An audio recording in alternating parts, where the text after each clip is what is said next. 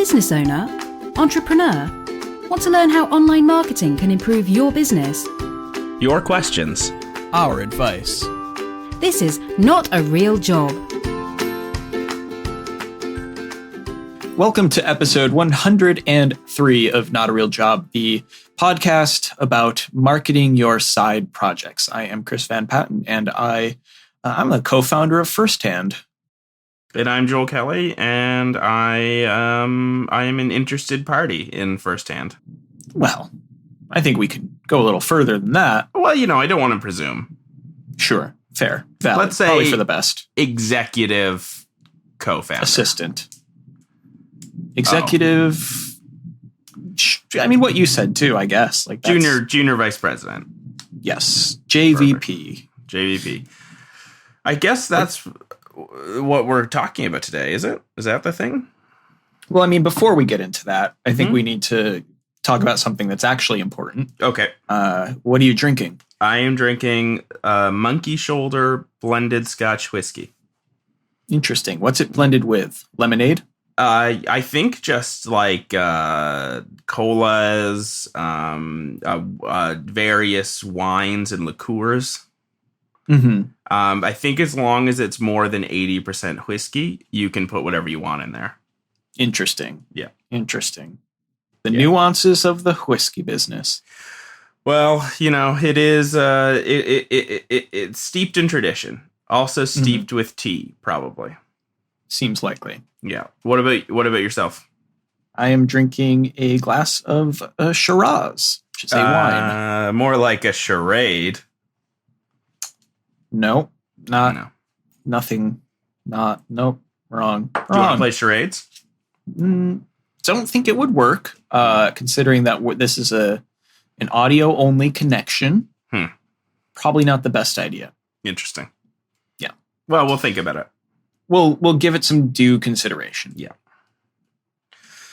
Yeah. So, I mean, certainly nothing interesting to me happened over the last few days. I didn't make any important purchases. What about yourself? No, nothing of note. No purchases that are worth discussing on the show. Do you want to ask me if I was just kidding? No, I think I'm pretty good. Well, I guess were you kidding? I was just That'll kidding. make you happy? I bought an Apple Watch. Did you? Yeah. When did you do that? I did that yesterday afternoon between a wedding and that wedding's reception. Interesting. Okay. Yeah. It was one of those weddings where it's like church, at 3 and then reception doesn't start till 6. So, you got some downtime. Sure. You were able to make it over to as one does. Now, there is an Apple store in Halifax? Yep. Really? Mm-hmm. Doesn't it's seem more likely. It's like Apple Store Junior. It's like an Apple Store kiosk. Yeah, well, exactly. You can. I mean, it's a Radio Shack, I guess, is what we're driving at here. Mm-hmm. We have the last remaining Radio Shack. It's in Halifax. Congratulations! Thank you. They sell exclusively Apple Watches. Now, what do you think of the wristwatch, the Apple wristwatch? I believe they're calling it an intelligent timekeeping device. Okay, so it's the eye timekeeping device. Yeah, it's like how you have the iTouch? It's like that, but on your wrist. Got it. So it is the eye wristwatch. Yeah. I like it. It's exactly what I've obviously spent a lot of time reading and researching, and I've got friends who have them. I knew exactly what I was getting myself into, and I do quite enjoy it. This type of product is my sort of thing. I know smartwatches aren't for everyone, but I had a Pebble. I liked it. I had a Fitbit that was fine. I am the type of person who's into the wrist as a media or a medium for computing. So sure. I'm on board. So as a nerd, you're saying, yes, it is in your wheelhouse. Yeah, my bailiwick, if one must. Yeah, one must indeed. Yeah, I mean it does all the things I hoped it would do. It's a really great Apple TV remote. I can control my music from it. It does some cool. I was just accidentally fucking with the Apple TV. I hope Leah isn't out there attempting to watch the Apple TV because I'm pretty sure I just quit whatever she was watching. I'm still getting the hang of it, so sometimes I still do the wrong thing. But yeah, it's got my notifications. Like, so far, it's exactly. I mean, I'm not suggesting there's anything like new or surprising about it that I didn't already know, but it just works exactly as I hoped. I got the Sport. I was gonna wait and get the Apple Watch in Space Black with the Space Black Link bracelet. But I decided, since, you know, they're probably going to come up with a new Apple Watch in the next year or so, do I want to spend the big bucks or just go with well, I mean, it's not cheap no matter what you do, but just go with the Sport for now, get ready for WatchOS 2, kind of get used to the device before all the apps really start taking off. So that's what I ended up going with. So I've got the space gray, aluminum Apple Watch Sport with the black, poly, whatever, something fake rubber strap. Mm-hmm. And yeah, I like it. It's neat. Cool story, bro. Yeah. Tell us the time, you know, which Can is, you I tell guess, us the time right now? 6:32. Not bad. Not bad. Not Mm-hmm. bad at all. Yep. That's, You're an hour I can off, but that's okay. I can tell you the date. Can you? Yep. It's Try it out. It's Sun 9. Yep. Okay. Sun 9. Yep. And it's 16 That checks degrees out. I don't think it's that cold. And I have a meeting tomorrow at 10 a.m. That's fun. Yep. Now that's what, and I only completed one of my fitness circles today. Surprise, surprise. yeah, I imagine that's probably going to be the least used function of the device. You're a dick. But yeah, I mean, obviously. It's going to turn into a sad face soon. Why Yeah, don't you like me? Maybe that should be my goal, is to make the circles like spell something, or is my new goal getting the fewest circles possible? It's like golf, basically. Exactly, yeah. I mean, I'm trying to preserve precious calories for brain energy. Yeah, you need that creative power. I don't waste it on my body. Understandable. The brain is Completely. not part of the body. It's completely independent of it. It is its own entity.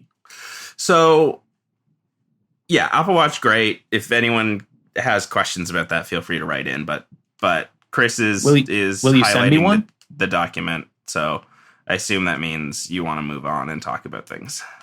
I'm happy to continue this for another 20 minutes. Chris, I have a question. Please. How are we ever going to succeed at marketing firsthand when we failed so hard at marketing this podcast? That is a great question, Joel. As our marketing guru, why don't you answer your own question that you just asked spontaneously? All right. I'll answer that question with another question. What even is success? Yeah. Success is money. Lots Right. and lots of money. I'm doing okay money-wise. Well, can you share? I think that's kind of what I'm doing all the time. By being a friend of yours, I'm giving you the greatest wealth, which is laughter. Yeah. There's not a lot of laughter as far as I recall. Not between us. No, it's very serious. No, but I mean, yeah, it's a great question.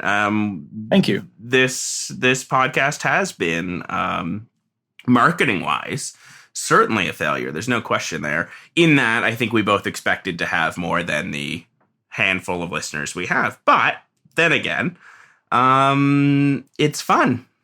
So I'm not really too worried about that. And I do think that many of the blunders that we made marketing this podcast will turn into lessons for firsthand. And as well, I think I have this hope, and I don't know that you share it, that firsthand has a larger potential audience than Not a Real Job. At least a more obvious, more available audience, if that makes sense. I think it does. Yeah, I mean, I guess it's the kind of thing where we don't know until we get into the position where, we can actually accept money for the service and actually make sure it works and make sure people enjoy it and like it. But I think it's clear that the podcast, we enjoy doing it, but it's in a crowded space, right? There are a lot of marketing podcasts in the world, and did the world really need another one? No, probably not. So really, we kind of do it for ourselves at this point. But and also I think with the podcast, we've invested very little money into marketing it, like actual paid efforts, very, very little. As well, we don't have the connections in the podcast space for partnerships, really, or at least we didn't invest any significant amount trying to build those partnerships. So we're really kind of like going it alone versus, if we were good friends with some very prolific podcasters or even, very prolific people in the tech or marketing community, that would have given us a boost. However, with Firsthand, we actually do have many of those connections that will be useful and a lot of that inside knowledge. Certainly, your knowledge of design and development and kind of what a lot of the stuff that I'm bringing, which is a pretty in-depth experience in the travel tourism space. I think we've got a much better head start for those important partnerships. I mean, we're not going to talk about who it is, but we've got a call with which could something that could turn out to be possibly, obviously, being realistic, but could turn out to be an amazing partnership. We've got that call next week. So I think we're already off to a much, a more promising start than we ever were with the podcast.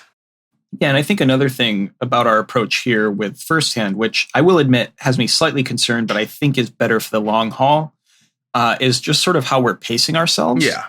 And I think that's partly, obviously due to the fact that you're very busy, like you got a lot of work stuff going on, you're moving next week, all exciting stuff, but it does keep you from putting a lot of energy into this. But on the flip side, it means that, we're not burning out right away. Now, I think what concerns me a little bit about that is that that's not the typical way that a typical software startup or service like we're building does their marketing, right? They usually sort of get everything ready and then they sort of explode onto the scene. We're not doing that. And I think that's definitely a product of our respective situations, both having other things to do, like we sort of talked about on the show last week.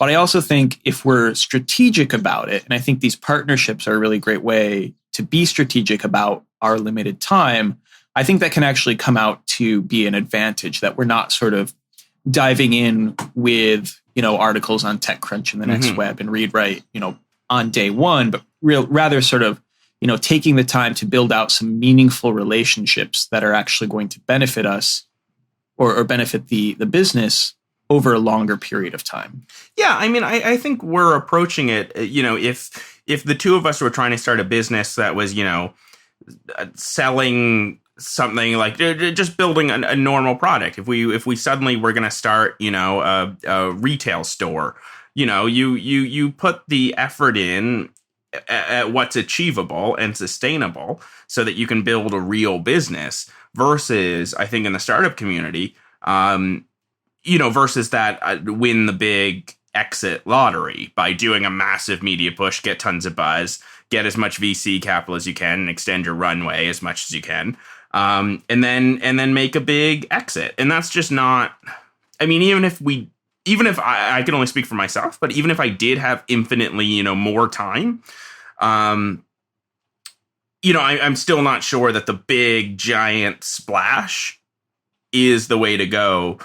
For us, I think, building something that could actually be a sustainable business has the greatest chance for long-term success. The eventual payout may be, smaller than what's possible with your typical startup, but I think the odds of actually making money on this are much stronger based on how we're approaching it, which is sustainability and actually being able to focus a reasonable amount of effort consistently versus, going all in all at once and just kind of crossing your fingers.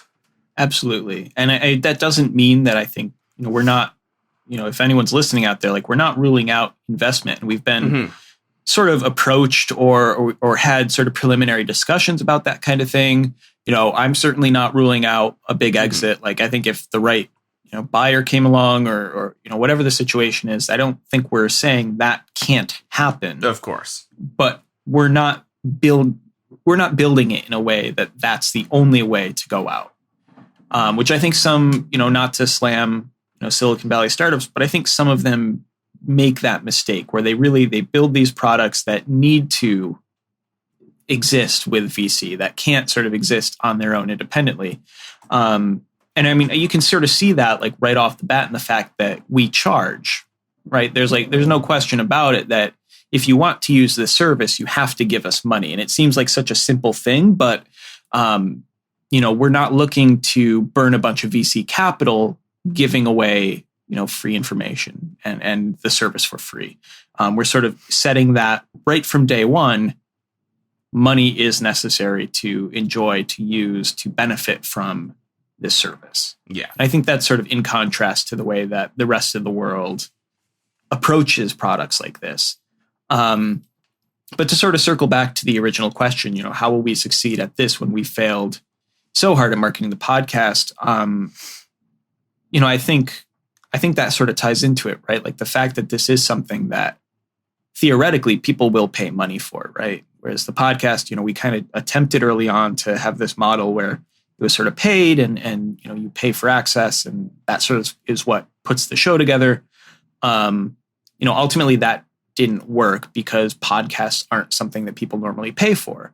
I think in this situation, a sort of concierge service is something that people will pay for.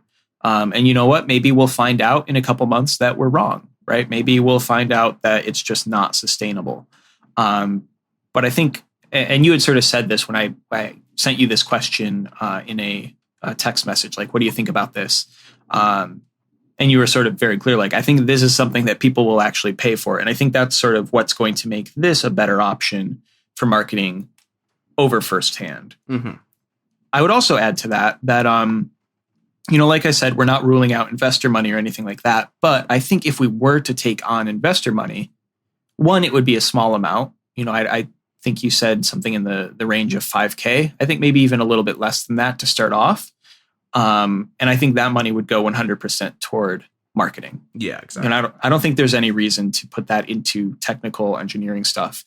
That would be simply to sort of get us into other cities, start building up our process for launching in new cities, and really just get the product in front of real users, real people.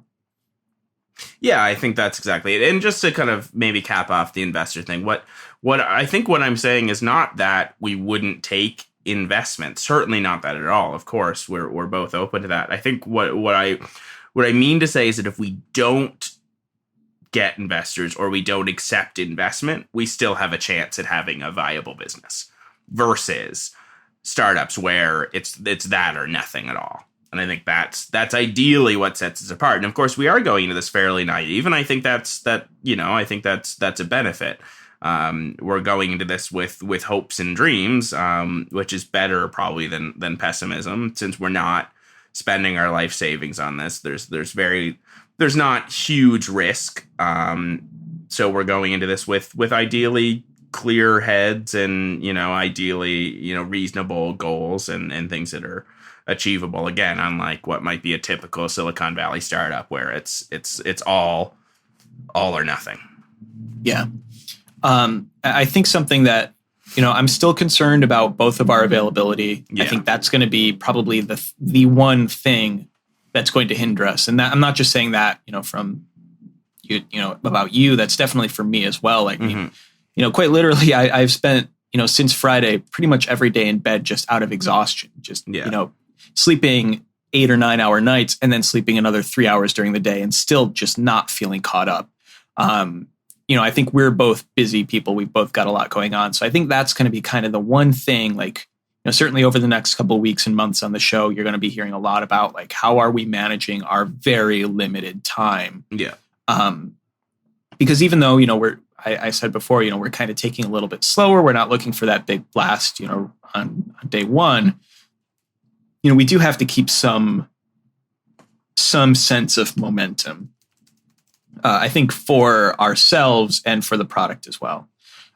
So yeah, I think that's going to be sort of the big question over the coming weeks. How are we going to do that?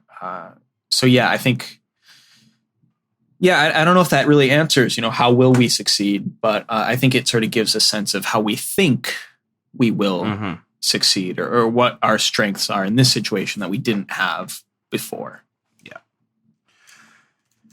Yeah. There you go. Cool. Well, I guess on that note, you want to dive into the next portion of the show? Yes. Great. So every week on the show, we give Amazon product recommendations. These are things that we've bought on Amazon that we really like and think you will like as well. So if you are interested, you can go over to our website at notarealjob.com. Or that's where our show notes are. notarealjob.com/gear has all of our picks. And if you click through those links, it's an affiliate link and it gives us a little bit of money for that. So we can get that money and use it on things. So what are you going to put in this week, Joel? Let me see here. I think I'm going to do another book. This one is The Children Act by Ian McEwan. So yeah, it's a great book. It is, how to describe it. It deals with many of the same themes of my book, actually, about actually the same religion that I was raised in that kind of inspired a lot of my writing. Deals with that, a lot of similar themes, except it's written by Ian McEwan, so it's really good. So I'm going unlike my own work. Check it out. The Children Act by Ian McEwan. Awesome. Big fan of McEwan. He's a good writer. Good writer. He'll do. As writers go. Yeah. Anyway, I'm going to put in this week two things, and these go together. But first is the Panasonic Solar Smart portable solar charger. And what this is a little charger. It's maybe, a quarter of a sheet of paper. It's pretty small. And it charges your USB devices and AA rechargeable batteries. So it's really cool. You pop in the batteries into it, or you plug in your USB device, you point it toward the sun, a little light turns on, it tells you it's charging, and there you go. You're instantly sort of charging. And by putting the batteries in it as well, and it includes 2 rechargeable batteries, that means that you can also charge your devices when the sun's not out. So it stores up the power in the batteries, then, depletes it out to your device. So that's really cool. But it comes with it's made in a way that it has a little 1/4-inch tripod thread on it, so you can mount it to tripods. So what I did was I went on Amazon and I found the Nice eShop mini camera GPS suction mount tripod holder fix on car windscreen black. This is a $4, basically a suction cup tripod mount. So what I'm going to do, this is going to arrive tomorrow. I'm just going to attach the solar panel to this mount, this suction cup, and then just put it permanently in my window. So it's sort of always charging. And I'm going to use this probably mainly for charging AA batteries, which I use for my Magic Trackpad and my Apple wireless keyboard. I was going to ask, what are you doing with batteries? But yeah, I guess that makes sense. Yeah, and also like a remote control kind of thing, all that kind of stuff. Your RC cars. Exactly. My RC cars. Your Lego Mindstorms. Yes, of course. Can't forget the Mindstorms. But yeah, it's a cool little device. It's about $30 on Amazon. The mount itself is like $3, I think I paid. So really cheap. And yeah, it's a cool little device. It also has like an LED light on it if you're, find yourself in a situation without any power. Yeah, it's pretty cool. All right. Cool. All right. There we go. This has been episode 103 of Not a Real Job, which is a podcast on the internet. You can find us all over. notarealjob.com is our home page, our house page. We're also over on Twitter at NARJcast, Facebook.com/notarealjob. We're everywhere. We are on Stitcher. We're on iTunes, notarealjob.com/Stitcher or /iTunes. And of course, if you like what we're doing, please leave a review on iTunes. It really helps us feel better about ourselves, which I think we both need. And we're on Twitter as well, respectively, at Chris Van Patten, that's me, at Joel Kelly, that's Joel. And of course, if you're interested, we are at Go Firsthand currently on Twitter, if you're interested in learning more about what that product is. Did I forget anything? God, maybe, but I wouldn't know. Yeah, who knows? I trust but you. that is going to do it for us this week. As always, we love you, and we will talk to you soon. Bye forever.